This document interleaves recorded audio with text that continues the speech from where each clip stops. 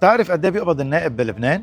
$1000 بالساعة. أقر المجلس النيابي لنفسه زيادة بقيمة $2000 بالشهر، زيادة عن $3000 اللي عم ياخدها النائب شهرياً. النائب بلبنان بيحضر 5 جلسات ما بين تشريعية ولجان، بمعدل الجلسة ساعة، وب $5000 بالشهر يعني بيقبض بالساعة $1000. 128 نايب ب$2000 بالشهر، تكلفة من خزينة الدولة بتفوق ل$3 ملايين، بالوقت اللي مطلوب منا اللبنانيين بأنه نتحمل المصاريف والرسوم وزيادة ضرائب، من ضريبة على المواد الاستهلاكية لضريبة على البنزين لزيادة ضريبة التبقى، بالوقت اللي موظفي القطاع العام من أكثر من 5 سنين عم ينزلوا على الشارع وعم بيطالبوا الدولة اللبنانية بتحسين رواتبهم وظروفهم المعيشية، وكر زودة لإلهم وبالتقسيط.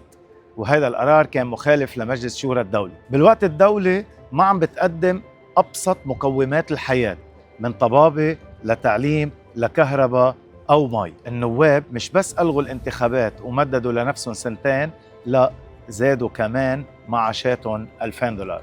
ما تستحوا خبروني بالتعليقات، برأيكم النواب بلبنان بيستحقوا هاي الزودة؟